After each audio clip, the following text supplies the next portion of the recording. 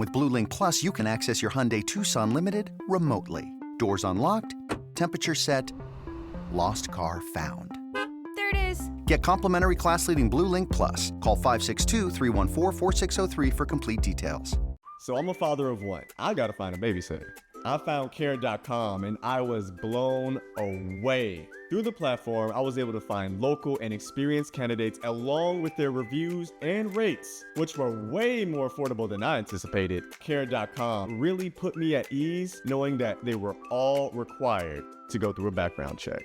If you're like me and you need to find someone reliable for your childcare necessities, check out Care.com. Find the ideal sitters for your childcare needs. Hello, everyone, and welcome in here to Fighting Ever Fighting. I'm Carmody of GoPowercat.com. Before we get started with our video, make sure you're subscribing on the YouTube channel. Leave this video a like and a comment. Subscribe to the website at GoPowercat.com and wherever you get your podcast. And now, let's get into our conversation with current Kansas State center, Hayden Gillum.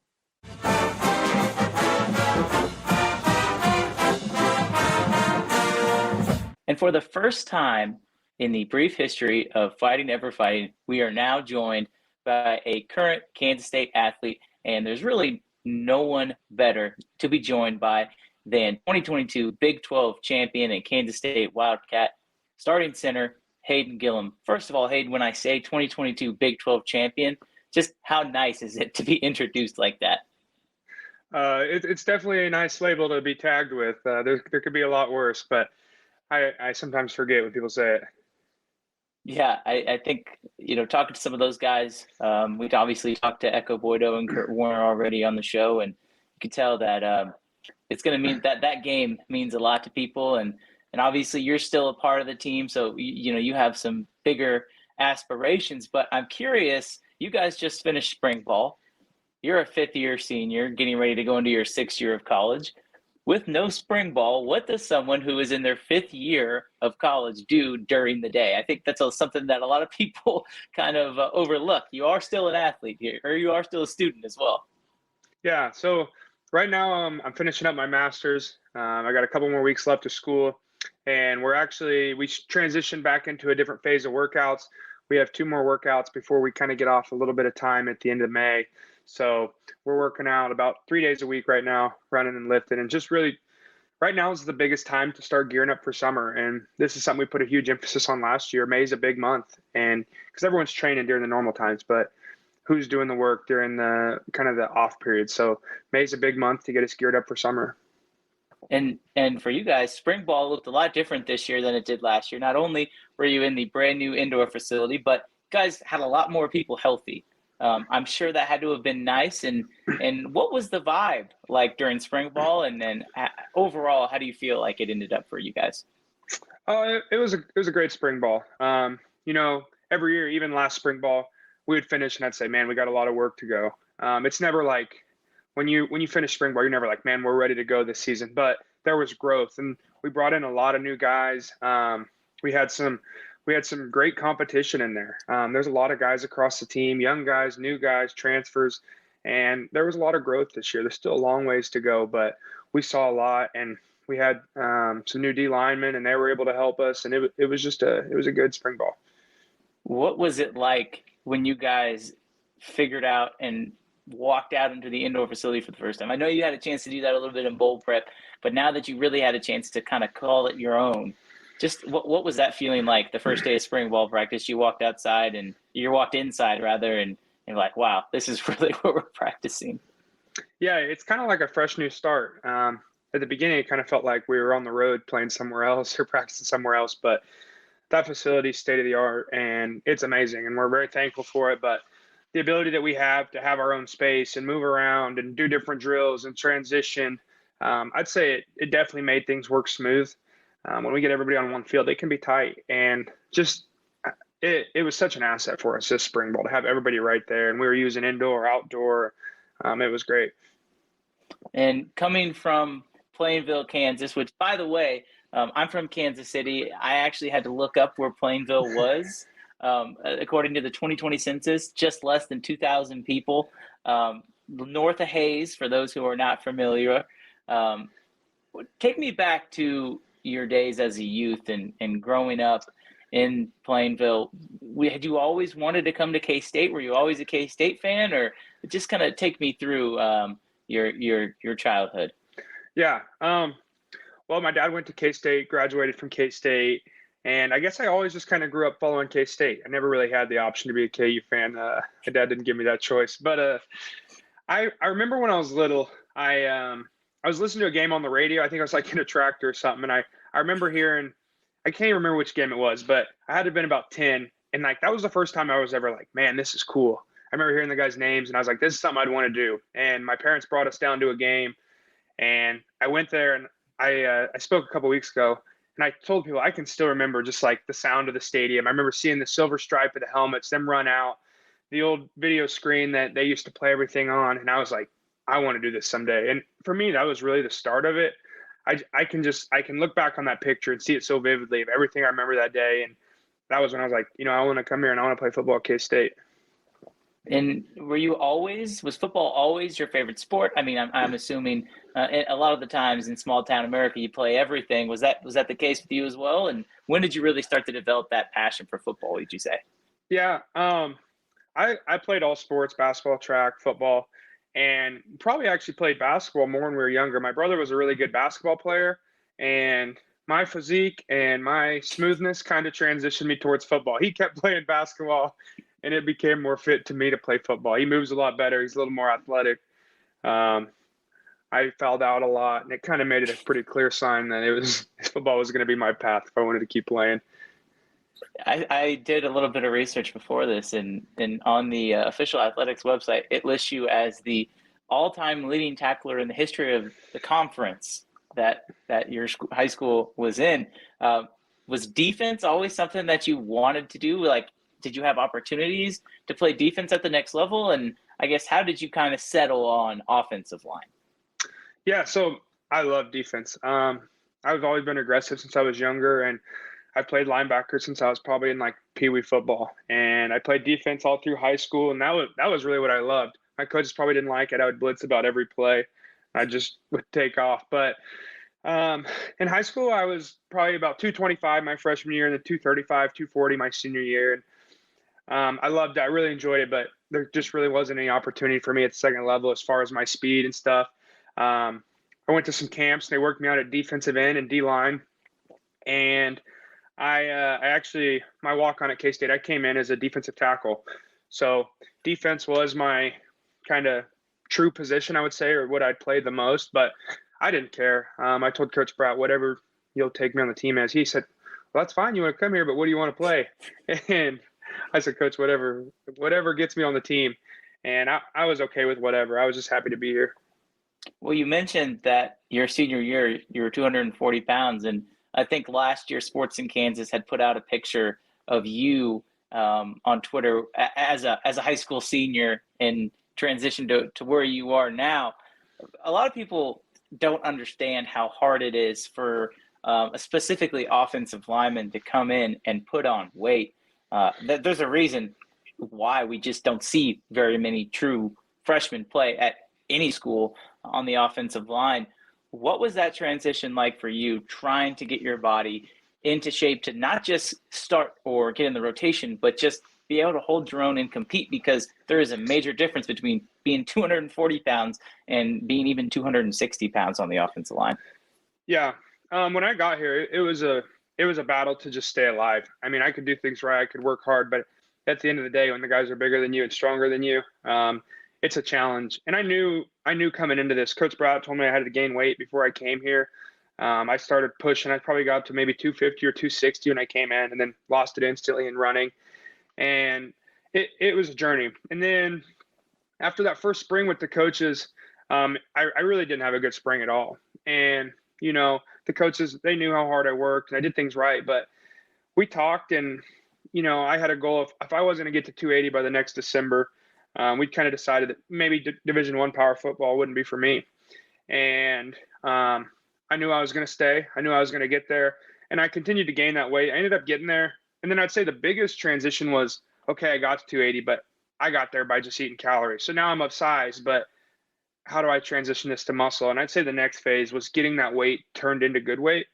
I'd say the one advantage to it is coming from being a smaller guy, playing linebacker, I was pretty agile and moved well. So I was able to hold on to a lot of that as I have put on my weight. I think that's one of my better parts of my game. So being able to still be able to move, but be 290, 295 pounds. But it's definitely been a journey. It's not an easy task. And take me back to even the recruiting process, because I would imagine anywhere that you would have decided to go on, you would have had to put on some kind of weight. Was there ever any opportunity for you to play linebacker or even defensive end at the next level? I know you said you came to Casey as a defensive tackle, but if you would have played linebacker, maybe you wouldn't have had to put on all that weight. Was there ever any other opportunities for you before you decided on K-State? Yeah, there was. Some of the smaller schools, I would been able to play defensive end or D-line somewhere, but the linebacker dream was never really there. I quite honestly didn't move well enough. But I'm so grateful. I used to DM Sped every single day, and he gave me a shot and let me come here, and I can't thank him enough for that. But as far as playing other positions, the end of it was probably about D end, and I probably still would end up inside. But it would have helped me a little bit not having to gain as much weight. And fortunately enough, at the end of my first summer as a defensive lineman, a couple offensive linemen quit, and they called me in and said, that time I wasn't in camp. The first day of camp was about to start, and they called me in and said, hey, if you'd like to move to offensive lineman, you have a spot in camp. And I was like, yeah, sign me up. Here I come. And that was quite the surprise. Yeah, and I can imagine when you get over there and you do have those conversations about putting on more weight. I think a lot of people, you mentioned you just at some point you're just eating calories. I mean, it's kind of a process for guys like yourself to put on that good weight as you call it, but you have to just put on the weight first. You mentioned how hard it was to put on that good weight. I guess what all did that entail for people maybe who don't know, and how much was that a strain on you to try and find a way to put on the good weight and add muscle? Yeah.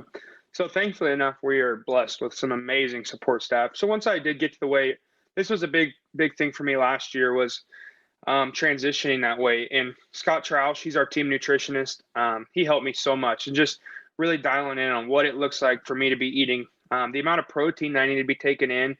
Because the hard part for me is you start eating more protein, then you're eating less calories. So you might start dropping weight. And I was never in a position where I could lose weight. So I had to continue to eat good food by eating enough.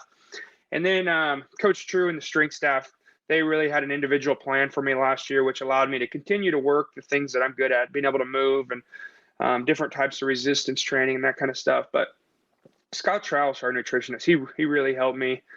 It's still a goal of mine to continue to get my body fat down and increase muscle mass, and hope to do the same that I did last year to put me in even better position this season. And you talk about playing offensive line. It is a skill that not many, I think, understand unless you have actually done it at any level. There is a certain nastiness that offensive linemen have to have, and it just seems like everybody, not just yourself, along that offensive line, you talk to them outside of football, and they are the nicest human beings possible. Does Coach Connor Riley, just make you guys click? And I guess, how do you develop that attitude of that killer mentality along the line when it, by all accounts, the offensive linemen are probably the nicest people, at least on this version of the Kansas State Wildcats? I think it goes into a lot, the type of people that you bring in. And Coach Riley knows that when he's recruiting and this type of person. And even on official visits, Coach Riley says, I want your feedback on these guys. And it starts with finding people that you think will gel with our room. And then secondly, that aggressive mentality, and that's a mentality that Coach Riley preaches to us, and we continue to spread throughout the room. And it's developed. Some of it's natural, but some of it's developed. And I think offensive line in general is just you have to be selfless, and you have to be willing to get your hands dirty and just go to work. And those are things that Coach Riley looks for when he's watching high school kids. I mean, you can watch a kid's film and say, all right, does this kid like to work? You can kind of tell a lot of stuff. But the mentality that we had this last season, those are all things that Coach Riley works with us, and we continue to develop. And all the guys in that room, you can go down the line. Somewhere or another, they were told they couldn't do it. They weren't recruited. They had offers pulled. They didn't have offers, and they all have the same mentality. They're great guys. They're selfless, but they're willing to work, and they know the work that it takes to do stuff and the commitment and what comes along with that.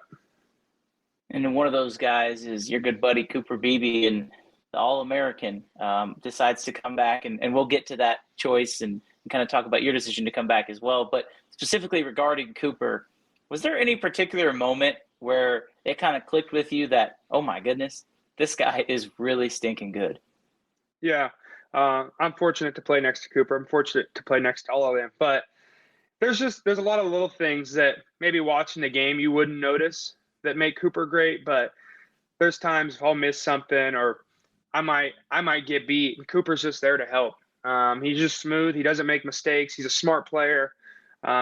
He's strong. He's well-rounded in all assets, and he knows where to be and when to be there. So playing next to Cooper is definitely nice. He's a great help, and he's just a great asset along our offensive line.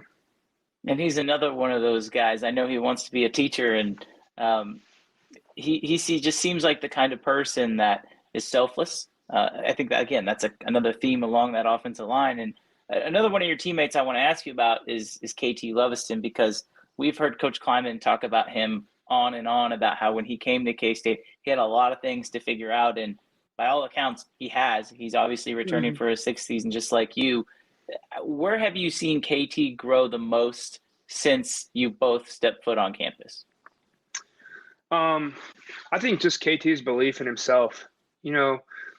KT had to work to get to where he was. He's a specimen. He's really a freak. He's a freak athlete. He's an exceptional person, one of the most giving human there possibly is. But KT has learned to believe in himself, and that's came through the work that KT's put in. He's done the work. He's been here. He's been the whole time. He's a guy like me. He really hadn't played much up until last year, started a full season. And KT put in the work and just continued to trust that process and the confidence that he built in himself and that the coaches have in KT and we have in one another. KT's earned that, and he's built that. I'd say when he got here, KT didn't realize how good that he could be, and I think he's still learning how good he can be. And the sky is the limit for KT this year. KT can continue to play on for years if he wants to. He's an exceptional person and just a hardworking guy like the rest of us.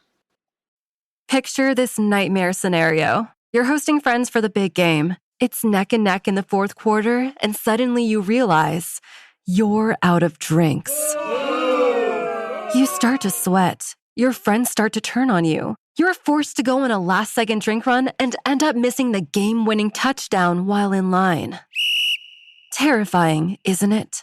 Luckily, you can avoid the drama with Drizzly, the go-to app for drink delivery. With Drizzly, you can shop a huge selection of beer, wine, and spirits, then get them delivered right to your watch party. Compare prices across multiple stores in your area, find the best deals on game day drinks, and get back to armchair quarterbacking from, you guessed it, your armchair. Download the Drizzly app or go to drizzly.com. That's DRIZLY.com today. Must be 21 plus, not available in all locations. Okay, so take me back to the start of last season.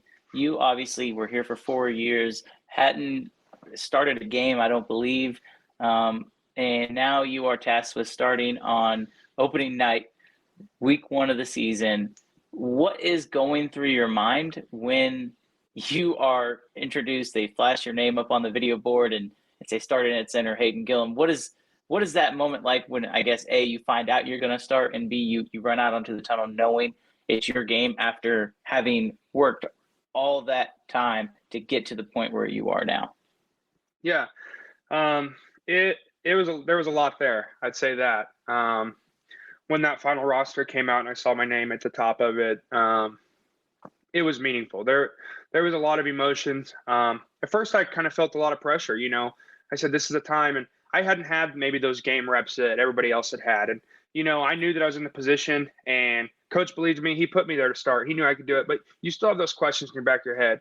And ultimately I just resulted back to, I've had more practice than probably anybody else. I'm ready for this. I believed in myself this whole way. And I knew there was times when I doubted or people doubted, and it's the same thing. It was just another step in the journey. And I remember talking to my dad, and he goes, well, it's just another game.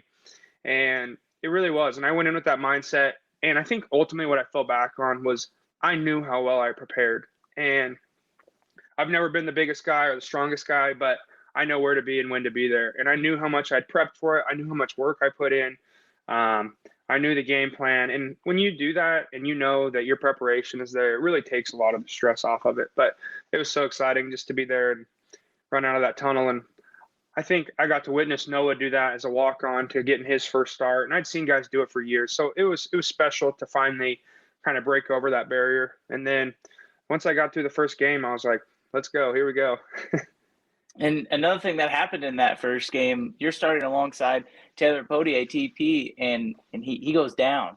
And all of a sudden you're looking around, and here comes Hadley Panzer in at right guard, the guy that was going to rotate in along all three of those spots along the interior. And now it's you five for the most part. Hey, you guys are the guys who are rolling throughout the entire season. Was there ever a kind of okay, we have to play good, or because there's other people behind you, but you are the guys that Coach Riley's leaning on. What was that kind of pressure like after TP went down? I don't think there's a ton of pressure. Taylor, he worked his butt off just like everybody else, and so did Hadley, and we'd all been alternating, playing around. So when you get out there, it's really about doing your job, and we'd all played next to each other. So when somebody else comes in, Coach has them in for a reason. You've played with them just as much. So there's never really that transition. And then I'd say the pressure of having to play good or whatever, I didn't really feel that. I know you can go down the line one by one, and not one of those guys wants to come out of the game. They want to be out there. They want to give their best. So there really wasn't ever any of that. We've taken so many reps next to each other. You can move BB to right guard, Bubba to left guard, flip the tackles. We've taken a lot of reps together. And I think that's one of the advantages of our group. Throughout the year, if a guy went down, somebody came in, and Coach Riley likes to have guys ready to go. If you're a 2 at any point in the game, you can be in there. And I think that's a great asset of our team that we expect that out of those guys down the line. And we expect that this year. And we knew that going into spring ball. Those guys are there to compete. Those guys are there to take our job. And at any point in time, they have to be ready to go. So it's kind of something that we focus on so that there is no drop off when that time comes. We want everybody to be on the same page. I've asked everyone who I've talked to this question, and I'm curious what you think, but you guys obviously have an outstanding season last year, and you go into the Big 12 championship game against TCU as the underdog. Obviously, they're undefeated, getting ready to play for a potential college football playoff berth. Did you feel like it was a big game before you strapped the pads on and went out there to warm up, or did it just kind of feel like another game because of all your preparation? Yeah, I think there was a lot going into that week. Of course, we played KU the week before, and the season was kind of a roller coaster, up and down, and even dating back to Tulane. You look at that, and then I think how the game went versus TCU the first time really helped us going into the championship. Credit to them, they beat us, but we felt that there was a lot left out there, and people wanted that game back. And you can rewatch the game, and you knew the position we were in. We knew we should have won that game. We wanted to win that game. So when it came back around the second time, I think guys were like, man, we have a lot more to put out there. The coaches do such a great job of keeping everything so routine as far as our Friday night, our Saturday morning, kind of just felt like another road game. And then when we ran out in AT&T at the beginning, that was kind of the first time I was like, holy smokes, we're here. And for me, as a guy who remembers watching the 2012 Big 12 championship, or looking at all our championships, and I look at BJ Finney or Nick Leckey, those guys who I'm on a small list of centers who've ever got that opportunity. And I remember being out on the field just thinking, and it all flashed, like everything I worked for, everything, it kind of went down to there. I mean, that'd been my dream. That was something that I told Coach Kleiman 2 or 3 years ago when I wasn't even starter, we were going to win a Big 12 championship. And to be able to be there and stand in there and live that, it was a special moment. And once it kicked off, I mean, it was just K-State versus TCU again. We'd played those guys. We'd played in big stadiums, and it was an exceptional game, exceptional crowd. It was a memory I'll never forget. And then obviously you guys win that game. You get to face a tough Alabama team. Once that's over, everybody is kind of wondering what comes next with this group. We had a lot of guys who could potentially move on. Obviously, Deuce Vaughn declares for the draft. So does Felix. Julius Brents is gone. Echo Boydo is gone. And there's still some guys that like yourself that, hey, maybe there's a little bit more left in the tank. What went into the decision, not just for you, but for really the entire offensive line to decide to run it back for the 2023 season? Yeah. After the Big 12 championship ended, there was just so much, it was such a high. It was kind of hard to make decisions. So we waited a little bit. I think we all had our own individual path. We all have goals, what we want to do, and it's individual for everybody. But we knew the importance of wanting to stick together one way or another. And after a few weeks after the Big 12 championship, we went to dinner. We kind of talked about it, and we were all okay, hey, we're kind of open to it. And I think people realized how much more was out there. And Coach Riley tells his guys every year, if you can hang it up and move on and go to the next step, whether it's the NFL or go work and say that you've had enough, he's like, then it's time to go. But if there's any doubt in your mind that there's more left and more to accomplish here, then I don't think it's time to move on. And that's kind of the only advice he gives us when it comes to that. And I think what really solidified it was that Alabama game. We played that game, and some people might look at the score and say whatever, but when I look at that game, I say we belong. And I think we had about 400 yards of offense, and credit to them. Great team, well coached. They made plays. They took advantage of opportunities, but it showed me that we're not that far off. And we got the guys back. We got our quarterback back. And ultimately, there's more that we want out there, and there's more we want to do. And we think we can do it again, and we're planning on doing it again. And I think that's really what kind of everyone had individually. And then you get the opportunity to come back with some of your best friends and do that again. I think there was no way in 5 to 10 years we could look back and say, oh man, I'm glad I skipped out on that last year playing football with my best friends and being a championship contender, So it was cool that everyone got to come back together. And then your quarterback, I mean, words can't describe how well Will played at the end of the season last year, and he comes back for another year. Coaches have raved about him the entire spring on just how much he's grown, not just as a quarterback, but as a leader as well. How good can Will Howard be in 2023? I think Will Howard can blow the doors off places, and people don't even know that. And I look at Will's journey, I look at mine, and I see a lot of it the same. I've seen the talent and the skill that Will had this whole time, and he kind of got thrown into a tough situation as a true freshman playing, and then COVID and all that. And Will can be exceptional, and you're going to see a Will Howard this year with confidence. And you saw Will last year; he got thrown into it again midway through the season. He continued to build that confidence, and now you get a whole spring ball, a whole other off season of him saying, "All right, this is my show." Continuing to grow physically. I mean, he's a physical freak. You guys see him; he's a big dude.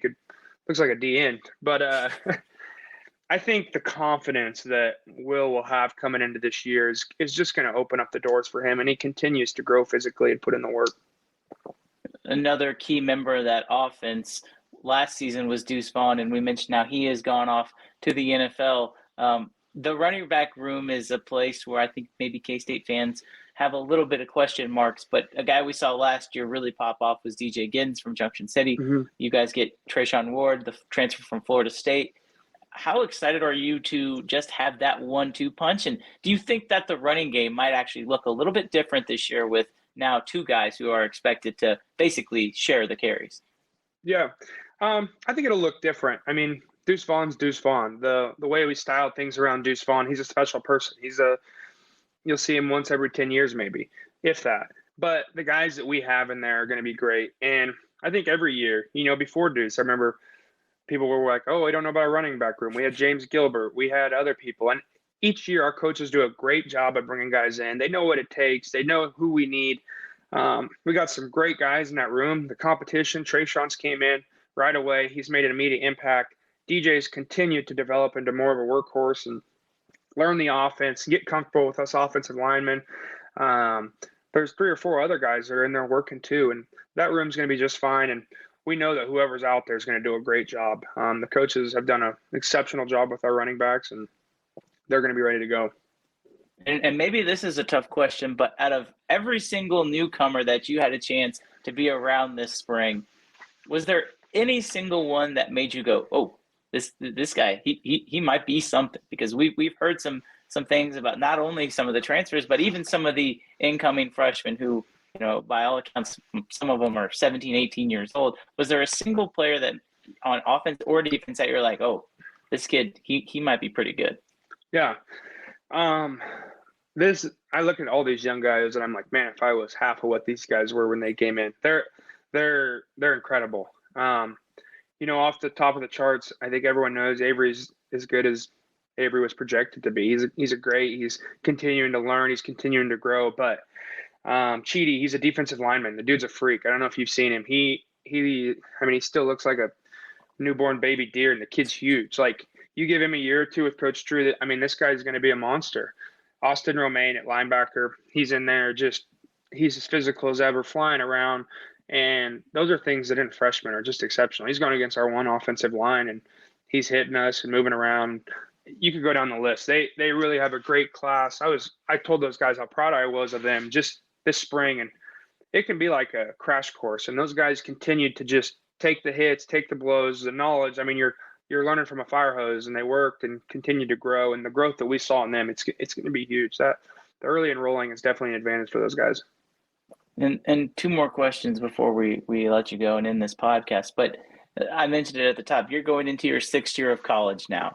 What have you learned, not only just about football, but about life and spending 6 years in Manhattan, Kansas? Because there's a lot of people that say that Manhattan changes their life, and just listening to you, it sounds like that was the case. Yeah, it's been special. When I came to K-State, I came here because of the people. I truly loved K-State, and I had a dream of coming here, and I had the opportunity to come and do that. And ultimately, when my decision came down to was I stayed because of the people, the guys around me, the coaches, this community. After the Big 12 championship, I told somebody in the news, I love this place, and I truly do. It's a special place, and it's given me an opportunity to learn and grow in life like never before. And I've had ups and downs, and it's been a tough journey, but the power of belief and truly what you want to do, and, figuring out what you want your future to be. The sky's the limit. And if you have a vision, you can really do anything. And I've had amazing people at K-State that have done this before me, and it's a credit to them. There is no other place like Kansas State. I've played at all the schools. We've been everywhere. We've seen it all. Manhattan, Kansas is a special place, and I came because of the people, and I'm back because of the people and the guys around me. And then the last thing I have for you, I want you to finish this sentence for me. Hayden Gillum's goal for 2023 is? Win every single game.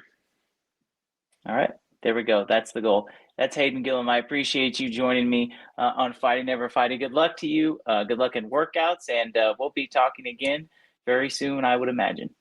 Thank you guys very much. I appreciate it.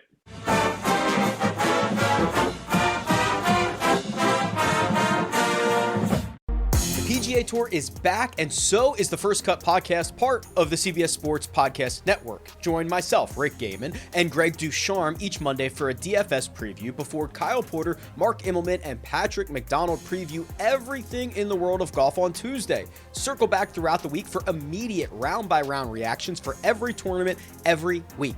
The PGA Tour schedule is heating up with Pebble Beach, the WM Phoenix Open, and the Genesis all right around the corner, so it's time to lock in to the First Cut podcast. Make sure to download and follow on Apple Podcasts, Spotify, and anywhere else podcasts are found. CBS Sunday, February 11th, after Super Bowl 58. You collect rewards, right? This is how I make my living. It's the debut Everyone's looking for something. of a new hero. You strong swimmer? So-so. So-so's okay. Justin Hartley stars. How you survive, you make quick, smart decisions, and you never let panic take the wheel. Sounds cool. It is cool, actually. Very cool. Tracker, part of CBS Premiere Week, Sunday, February 11th, after Super Bowl 58 on CBS and streaming on Paramount+.